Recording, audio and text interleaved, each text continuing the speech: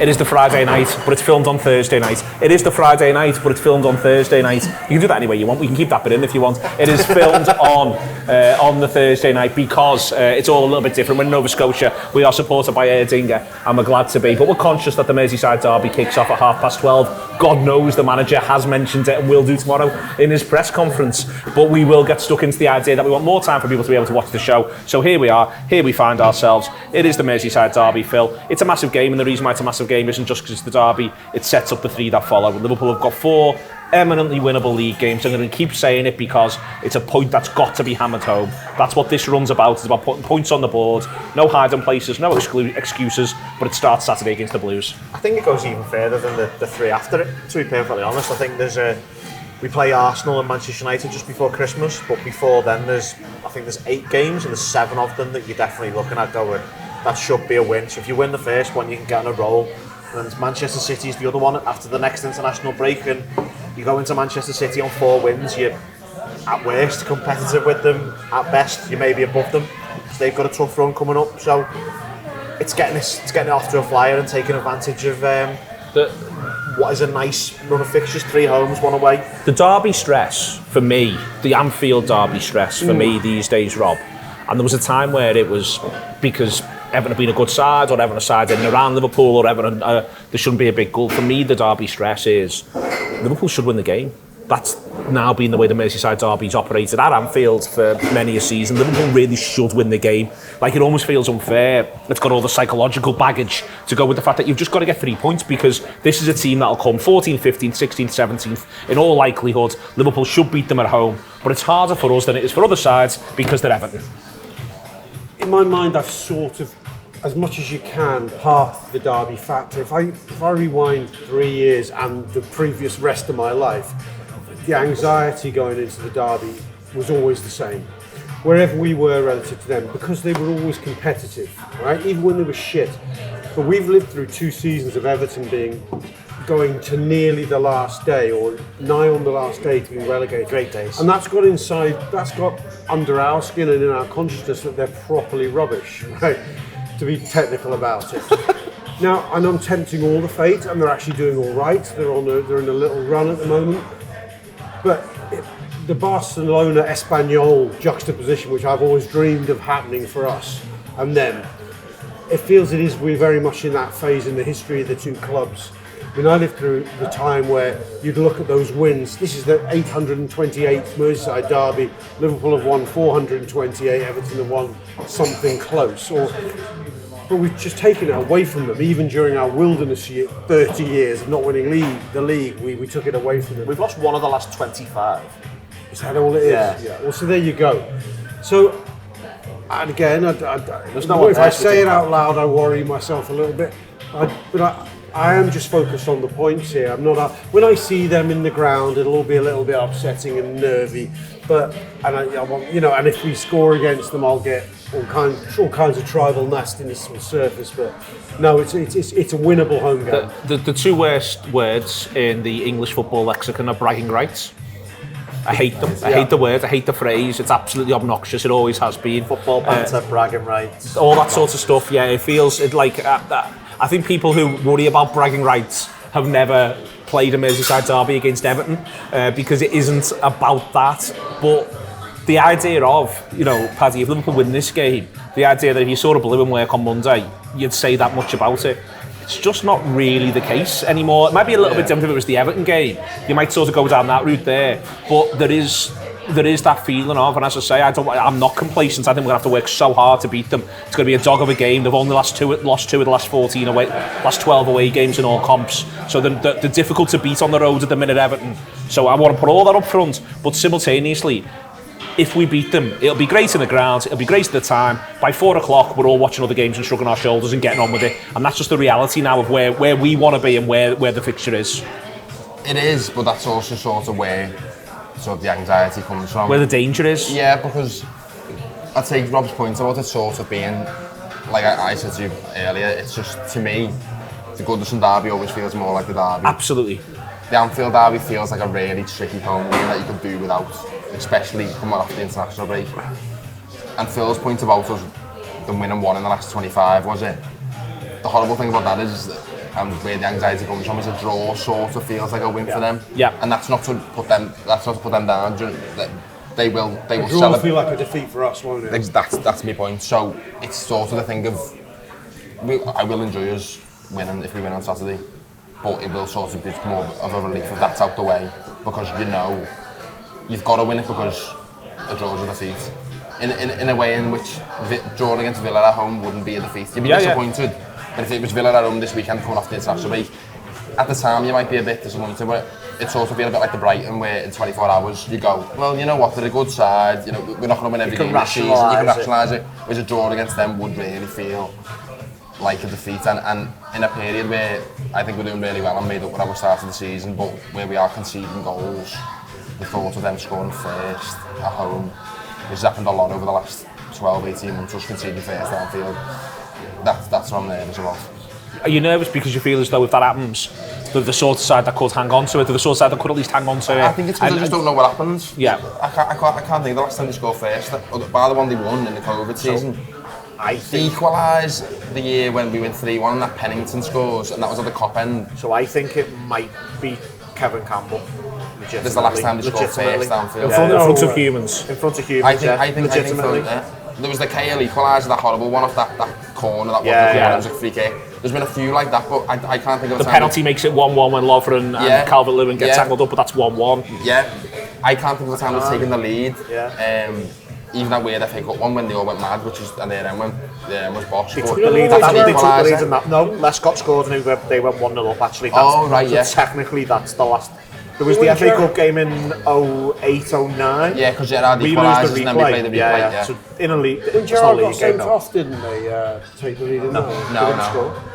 Did they not score? No, we go 2 up. We go 2 up and then they get 1 back and then we go 3-1. Yeah, so Kale makes it 2-1. My fear is, it feels like every home, this isn't the case, but just my mind, it feels like I can see the first at home for about 18 months now.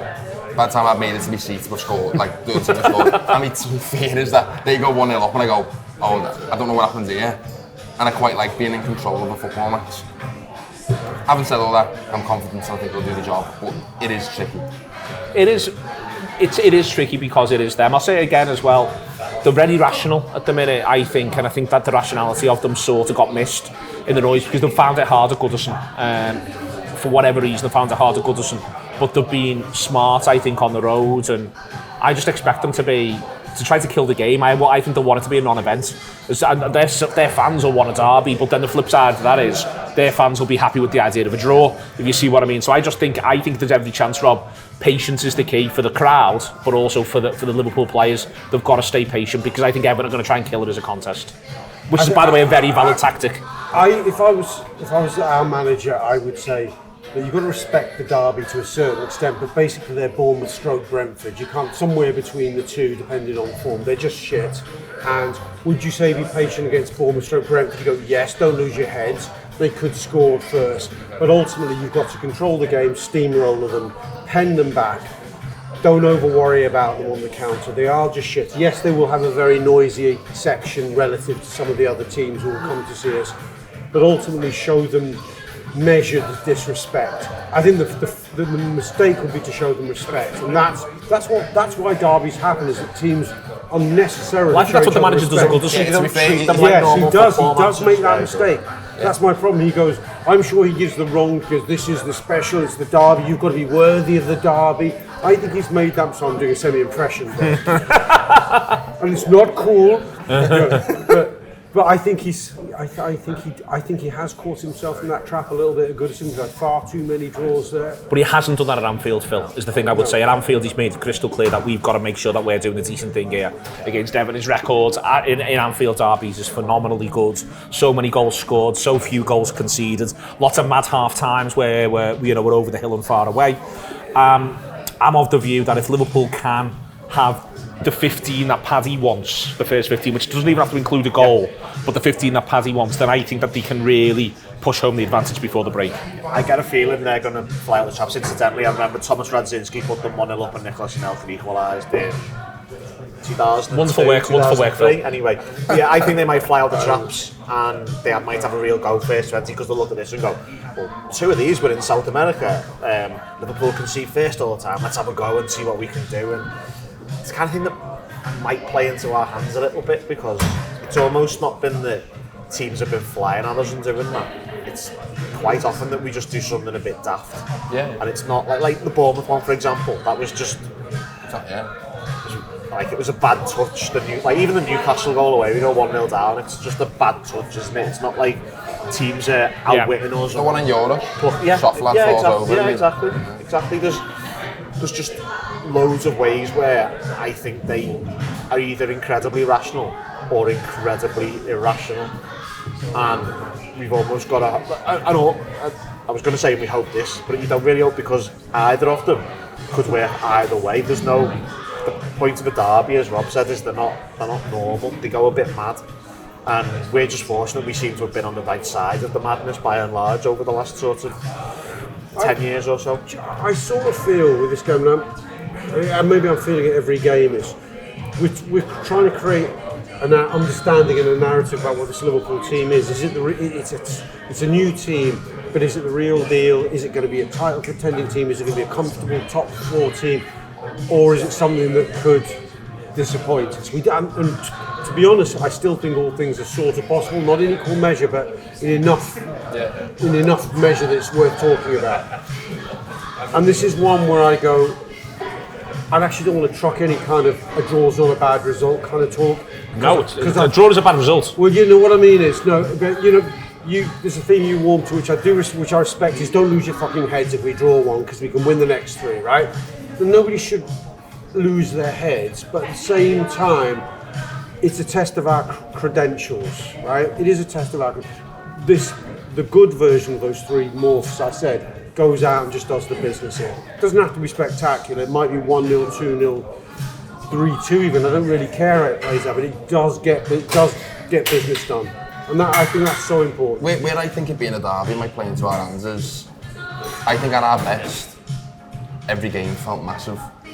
And there was things in like Linda's book, and there's things that the managers hinted at before, where they want to get to a point where they're like Man City, where you don't have to put so much into every single game. And I understand that, because you get to the end of the season and your legs are gone. You look at like towards the end of the year, they'll be all four. Paris, they were gone. 38 cup finals. Yeah. But I sort of think that might just be our way of doing it.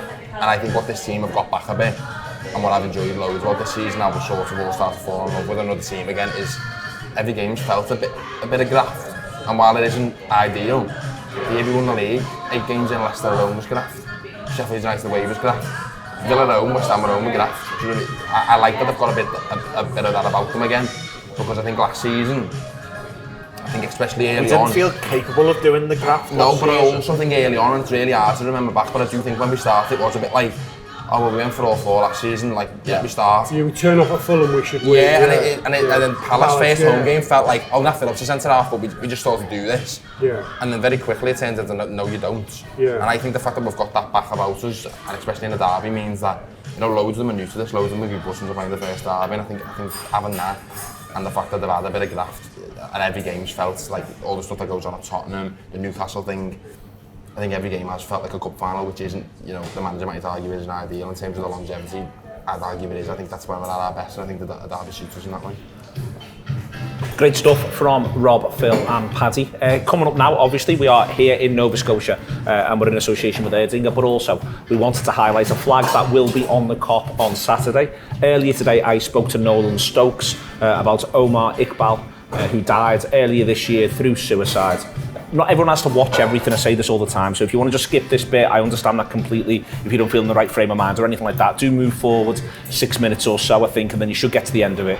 But hopefully you'll be able to come through it and watch it with us. Here is Nolan Stokes. Indeed, with Nolan Stokes, here to talk about Omar Iqbal, who died through suicide earlier this year.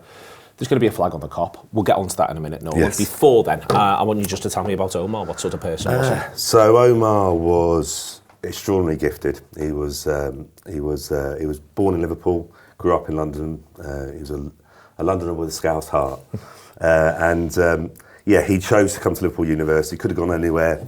Could have gone Cambridge, Oxford, but he chose to come to Liverpool because of his love of Liverpool Football Club. And sadly this year Yeah. How did you know him first and foremost? How did you get to know him over a period of time? Because he was a young man, and with the greatest of respect, you're not. Yes, indeed. So Farah, his mother, I met at university in Liverpool in the late 80s, early 90s. Close family friend.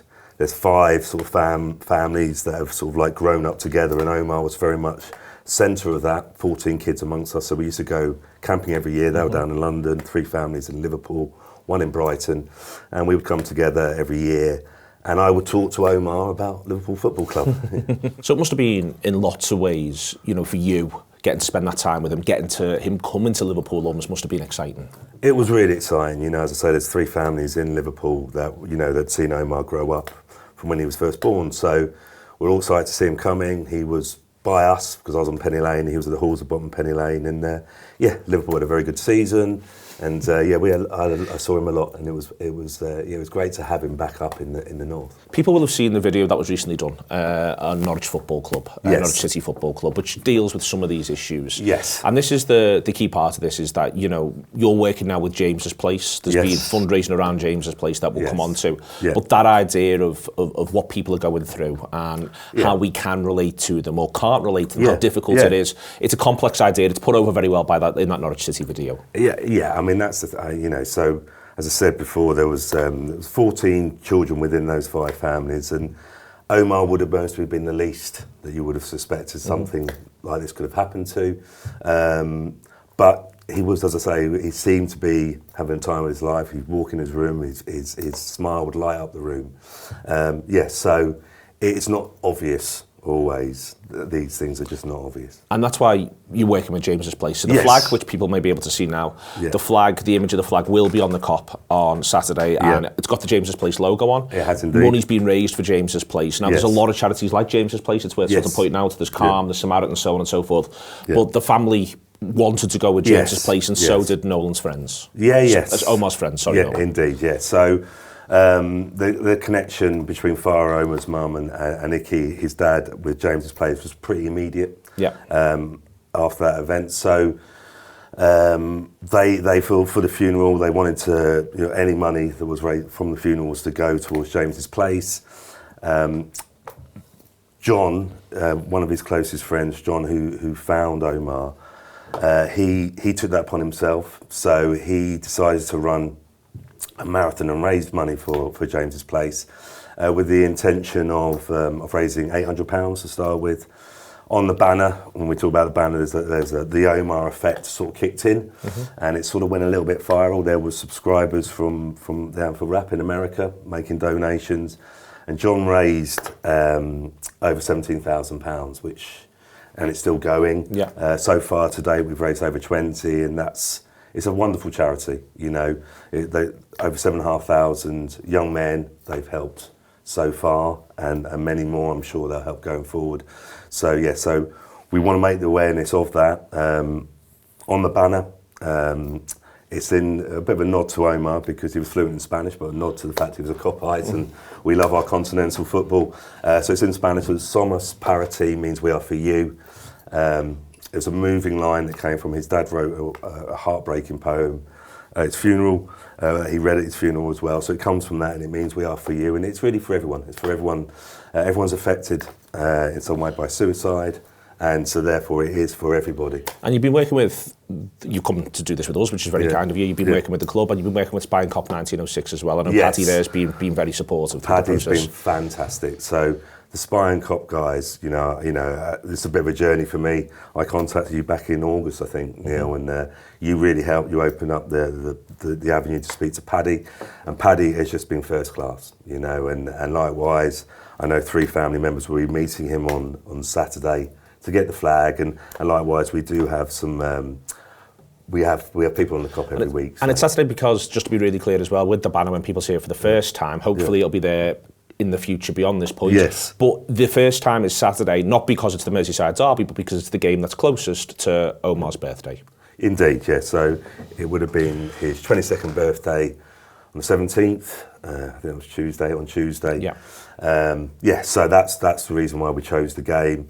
And, you know, for me, hopefully the banner is seen as a symbol of hope and raising awareness for James's place. But likewise, for me personally, it's like Omar will be sitting at the top table of football forevermore, hopefully. So. There we are. Thank you very much to Nolan. Indeed, that'll be the banner. You'll see it there on the Kop on Saturday. If there's people around you that are wondering what it is, do try and explain it to them. And Erdinger, please.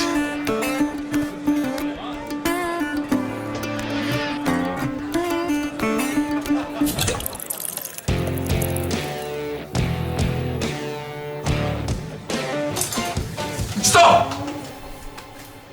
Don't forget the best bit.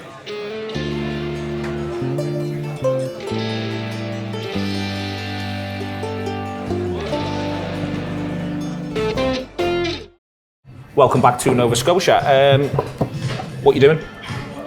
What am I doing? I like that earlier on. Paddy just dropped in. What you in the team? What you doing? Do you know what? Paddy dropped in a casual reference to Soft Lad earlier on. I don't know if you noticed. Soft Lad made a mistake in the European game. I'm not going to slag him off on. Simicast. Yeah. I'm not still slag. I've thought about, we've talked in some of the sort of conversations in the run-up to this about how we throw in a wild team against Everton. It's almost part of the tradition on the Klopp. There is an argument for a wilder team because of the travel that some of them mean through. I'd quite like us to start with the team that when they're looking at it in their dressing room, they're going, oh, fuck. What would you class as a wild team with this set of players? Because I think not that's any wild, team. I think that's any team they look at and go. I think mean, Matt the way Rob looks the at it. archetypal mad team was the 5-2, where the front three was what? Shaqiri, Origi, Lallana, Shaqiri, Mane, Lallana played in midfield. I think Milner started. Yeah. Dejan Lovren was centre back. I'm pretty sure there was Our somebody options else in aren't- defence that was a bit mad, but it was mad because these weren't players that you go, oh, they usually start week in, week out together. That was why it was mad. Whereas I don't really see what the mad team is with this set of players we've got at the minute. I think what the mad would usually be, everyone knew when you face Liverpool, when they're serious about you, you face Mane, Salah and Firmino. Yeah. And you didn't face two of them, which did happen against Everton. It feels like quite a bit. You go, that's mad. It doesn't almost matter what's going on behind, and maybe somebody else was at one of the full-back positions. But what I mean here is, and also we're less capable of mad because I think we're a much more homogenous squad. That's now. sort of what I was getting at. I just don't see how there is a mad I one. wouldn't, much without disrespecting him, I don't want to see Endo start because I do think that would slightly encourage them that we're playing. I just don't think it's a game. Or Elliott. Yeah, I don't see Elliott and Endo. I don't want to see Elliott start. less so. I don't think Elliott will play, but I sort of think that a home game where Liverpool will probably have 60-65% of the ball is probably where you play Harvey Elliott. Not this particular game. So I don't think he'd be out of place, whereas I don't think a home game where you've got 60-65% of the ball is where you play Endo. No, I agree with you. I mean, that's true as well. But I'd kind of like to see in all the sectors of the team we're 2 out of 3 first choice. So the front three, because of the travel, wouldn't start both Diaz and Nunes, but I picked one of them and I'm comfortable with either. So it could be Diaz, Jota, Salah. It could be Salah and Jota definitely is. Could be Jota, Nunes, Salah. Either of those combos, which I'd expect, are frightening to Everton. Midfields, you go Gravenberch, Szoboszlai and McAllister. And I kind of don't want any variation on that. That's the one I want. If it has to be Elliott you kind of want McAllister sitting, otherwise it's going to look weird. I don't want Endo, I just don't want him. And the defence you can have a bit of fun with. I think he might start Endo. I think he might do. I just don't. It's not my preference. Why I think he might start Endo is because I think he might want the idea of someone who can screen the centre halves, screen the centre forward for long balls with the centre halves. That he might want someone who's going to do that sort of stuff and pick up bits and be able to get in front. I just don't think you're doing him any favours in the starting minute. I think what the manager's done really well always is he reads the mood.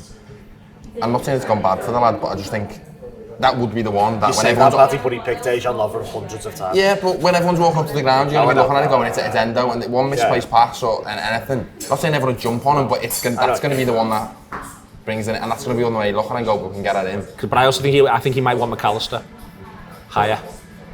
Yeah, but I don't see you don't play then, because I think he will play Gravenberch. Yeah. And he's not going to. I just think I just don't see how it is a McAllister grabbing. No, Do Do you think McAllister plays 6 for Argentina? When he plays for Argentina, Yeah. he's played every Argentina game there since the World Cup. Whether we It's like his it or position. not, he's 60. I think the defence is interesting. I think there's an assumption it'll be Tsimikas. I think it's probably likely to be Tsimikas. But I wouldn't rule out a proper 3 centre half move. You could have. I wouldn't be. He don't do it at home to Everton. He didn't look at it in pre-season's my thing on that. Like, he never looked at it for a second in pre-season. And that was pre-season. I also obviously really don't want it to be Tsimikas. But when people talk about the Gomez left-sided, I'm sort of a bit like, again, about doing your player favours. I'm like, he's playing really well at the minute. Does he really need to get Pete told to play left-back? Like, he's a great player, Gomez, but I think it's quite clear that he's a confidence player. And does he need that? Does he need a stinker playing left back to knock his confidence when he's playing really well this season? Like, I think I'd rather just either go, yeah, he's your right back cover and he can play centre half. Do you think it could be a substitution thing? So if you get ahead in the game, eventually you see it out with a more defensive centre. Well, he might look at it in the UEFA Cup, Europa League, because he's not had that. Okay, yeah. He's not had the Just need. thing Europa League with left back is Chambers is injured as well, isn't he? Yeah. And he was probably going to get. You'd assume he was going to get Bournemouth at least. He must be That there's option's another gone kid. away. There's Scanlon, I think. I'll have him. I'm doing Kanate, by the way, not Matty. I thought he's playing Kanate left back then, by the way. Yeah. No, I'm doing I'm Kanate. Would you know? Kanate. So I want Kanate. I Kanate. get Calvert-Lewin. I'm Kanate. You know, Why are you Matip? Because we had the chat in the summer when you'd all but said, like, he was done, which I understand why people thought, but I always just thought, I was on your team as well. That team was the right team. I think he's just fine. And Yeah. I think Kanate's brilliant, and I get why people like him, but for the exact points why Rob's saying to start Kanate, I wouldn't. So for the game against West Ham, when people said you'd play Kanate against Antonio, I was like, no, you play Matip, because he always plays him really well. And Kanate knows his best strength is his physical, so his strength. He gets too drawn into a physical battle. He'd have been rather right than on. eases him away. Whereas Matip picked and chose his moments to nick it, stand off, then go in. And I just think Kanate, especially in the derby, he's a young lad. I like how passionate he is, but I can just see him getting really drawn into a real physical battle. And Calvert-Lewin's a handful, and then winning free kicks. But I just think Matip, especially the way he's playing, will just go, I know you're going to win a lot of headers. I'll back us to win the second ball. I'll nick it when I can.